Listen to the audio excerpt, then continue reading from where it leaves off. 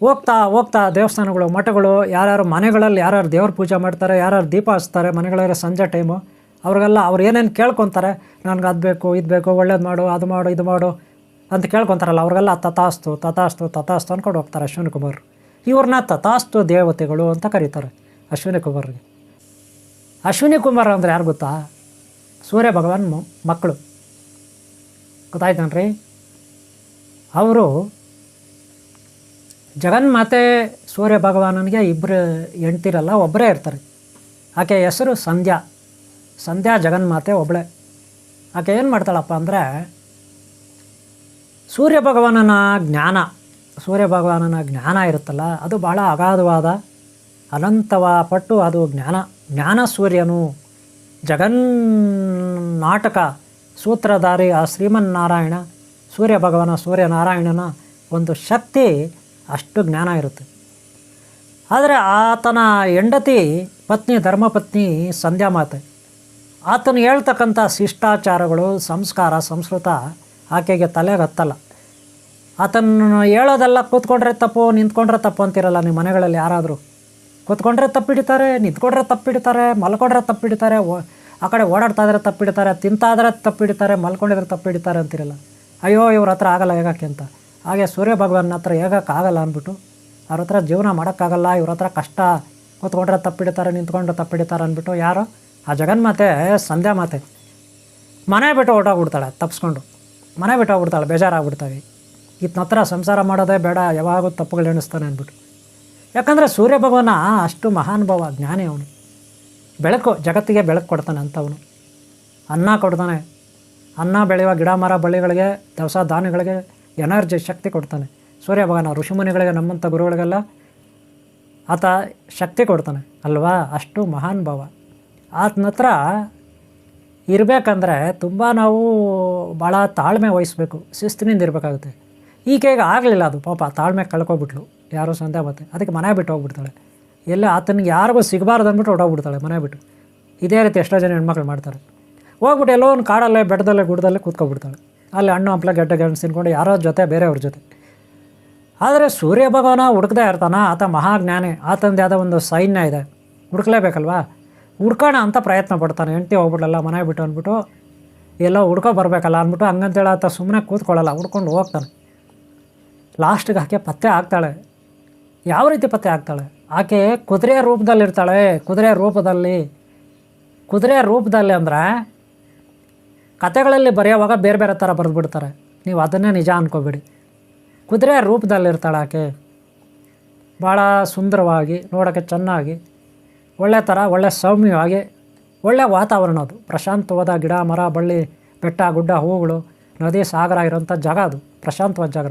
ಅಲ್ಲೆಲ್ಲರೂ ಚೆನ್ನಾಗೇ ಇರ್ತಾರೆ, ಅದು ಬೇರೆ ವಿಚಾರ ಬಿಡಿ ಅಲ್ವಾ? ಅಲ್ಲಿನ ವಾತಾವರಣಕ್ಕೆ ತಕ್ಕಂಗೆ, ಪ್ರಕೃತಿ ತಕ್ಕಂಗೆ ಇರ್ತಾಳೆ ಆಕೆ, ಭಾಳ ಸುಂದರವಾಗಿ. ಅದಕ್ಕೆ ಇವರು ಕುದುರೆ ರೂಪದಲ್ಲಿದ್ದರು ಅಂತ ಗ್ರಂಥಗಳಲ್ಲಿ ಬರೆಯೋವಾಗ ಬರೆದ್ಬಿಡ್ತಾರೆ, ಕುದುರೆನೇ ಆಗ್ಬಿಟ್ಟಿದ್ಲು ಆಕೆ ಅಂತ. ಯಾರಿಗೆ ಕಾಣಬಾರ್ದು, ಸೂರ್ಯ ಭಗವಾನ್ ಹುಡ್ಕಕ್ಕೆ ಬರ್ತಾನೆ, ತನ್ನ ಗಂಡ ಹುಡ್ಕಕ್ಕೆ ಬರ್ತಾನೆ, ಆತನ ಕೈಗೆ ಸಿಗಬಾರ್ದು ಅಂದ್ಬಿಟ್ಟು ಆ ಥರ ಆಗ್ಬಿಟ್ಟಿರ್ತಾಳೆ. ಯಾರು? ಸಂಧ್ಯಾ ಮಾತೆ. ಕತೆಗಳಲ್ಲಿ ಬರೆಯೋವಾಗ ಆಕೆ ಕುದುರೆ ಆಗಿದ್ಲು, ಕುದುರೆ ರೀತಿ ಇದ್ಲು, ರೂಪ ಚೇಂಜ್ ಮಾಡ್ಕೊಂಡಿದ್ದಂತ ಇದ್ದರೂ ಇರ್ಬೋದು. ಆಗಿನ ಕಾಲದಲ್ಲಿ ಎಲ್ಲರಿಗೂ ದಿವ್ಯ ಶಕ್ತಿಗಳಿತ್ತು. ಯಾವ ರೂಪ ಬೇಕಾದ್ರೂ ಅವ್ರು ತಾಳ್ತಾರೆ, ಏನು ರೂಪ ಬೇಕಾದ್ರೂ ತಾಳ್ತಾರೆ. ಆ ಥರ ರೂಪಧಾರಣ ಶಕ್ತಿ ಇತ್ತು. ಅಷ್ಟಮಹಾಸಿದ್ಧಿಗಳೆಲ್ಲ ಅದೊಂದು. ಅಷ್ಟಮಹಾಸಿದ್ಧಿಗಳಲ್ಲಿ ಹನುಮಂತ ದೇವರಿಗೆ ಅಷ್ಟಮಹಾಸಿದ್ಧಿಗಳಿದೆ. ಹಾಗೆ ಅದು ಒಂದು ರೂಪಧಾರಣೆ ಮಾಡೋದು. ನಾಗದೇವತೆಗಳೆಲ್ಲ ಬೇರೆ ರೂಪ ಮಾಡ್ತಾರಲ್ಲ, ತಾಳ್ತಾರಲ್ಲ, ಹಾಗೆ ಸಂಧ್ಯಾ ಮಾತೆ ಕುದುರೆ ರೂಪ ತಾಳಿದ್ಲು ಅಂತ ಇದು ಸೂರ್ಯ ಭಗವಾನ್ ಗೊತ್ತಾಗುತ್ತೆ. ಅದಕ್ಕೆ ಸೂರ್ಯ ಭಗವಾನಿನ ಹತ್ರ ಹೋದರೆ, ಮನೆಗೆ ಹೋಗೋಣ ಬಾ ಅಂದರೆ ಆಕೆ ಕೇಳೋದಿಲ್ಲ, ಮೊದಲೇ ಕುದುರೆ ರೂಪ ತಾಳ್ಬಿಟ್ಟಿದ್ದಾಳೆ, ಯಾರಿಗೂ ಕಾಣಬಾರ್ದು ಸಿಗಬಾರ್ದು ಅಂತ.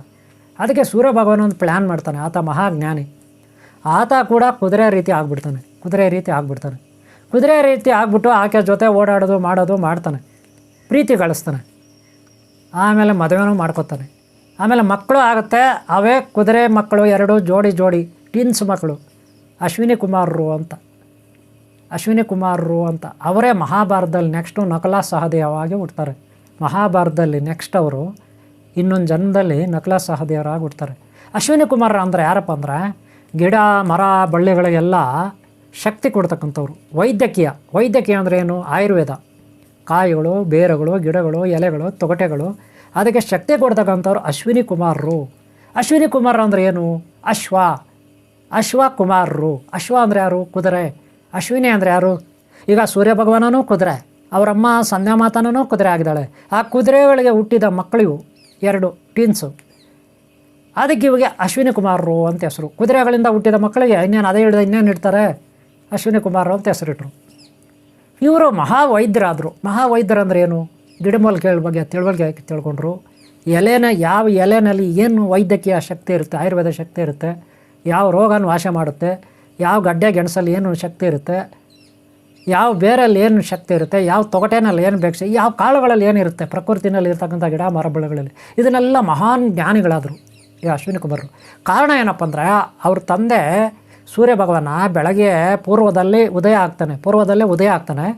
ಆಮೇಲೆ ಮೇಲುಗಡೆ ಹೋಗ್ತಾ ನೆತ್ತಿ ಮೇಲೆ ಬಂದು ಆಮೇಲೆ ಹೋಗ್ತಾ ಪಶ್ಚಿಮದಲ್ಲಿ ಅಸ್ತಂಗತ ಆಗ್ತಾನೆ. ಅಂದರೆ ಅಲ್ಲಿ ಮಾಯ ಆಗ್ತಾನೆ ಪಶ್ಚಿಮದಲ್ಲಿ.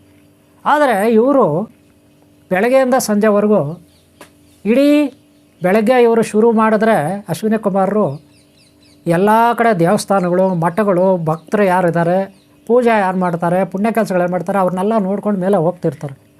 ಇವರು ಕೂಡ ಹೋಗ್ತಾರೆ. ಇವರು ಹೋಗೋವಾಗ ಅದರಲ್ಲಿ ಇವರು ಸಂಜೆ ಟೈಮ್ ಹೋಗ್ತಾರೆ. ಸಂಜೆ ಟೈಮ್ ಅಂದರೆ 5:15 ಮೇಲೆ ಹೋಗ್ತಾರೆ. 5:15 ಮೇಲೆ ಹೋಗ್ತಾರೆ ಇವರು. 6 ಗಂಟೆ 7 ಗಂಟೆವರೆಗೂ ಹೋಗ್ತಾರೆ. ಆಗ ಇವರು ಹೋಗ್ತಾ ದೇವಸ್ಥಾನಗಳು, ಮಠಗಳು, ಯಾರ್ಯಾರು ಮನೆಗಳಲ್ಲಿ ಯಾರ್ಯಾರು ದೇವ್ರ ಪೂಜೆ ಮಾಡ್ತಾರೆ, ಯಾರ್ಯಾರು ದೀಪ ಹಚ್ತಾರೆ ಮನೆಗಳಲ್ಲಿ ಸಂಜೆ ಟೈಮು, ಅವ್ರಿಗೆಲ್ಲ ಅವ್ರು ಏನೇನು ಕೇಳ್ಕೊತಾರೆ, ನನಗೆ ಅದು ಬೇಕು ಇದು ಬೇಕು, ಒಳ್ಳೇದು ಮಾಡು, ಅದು ಮಾಡು, ಇದು ಮಾಡು ಅಂತ ಕೇಳ್ಕೊತಾರಲ್ಲ, ಅವ್ರಿಗೆಲ್ಲ ತಥಾಸ್ತು ಅಂದ್ಕೊಂಡು ಹೋಗ್ತಾರೆ ಅಶ್ವಿನಿ ಕುಮಾರ್. ಇವ್ರನ್ನ ತಥಾಸ್ತು ದೇವತೆಗಳು ಅಂತ ಕರೀತಾರೆ ಅಶ್ವಿನಿ ಕುಮಾರ್ಗೆ.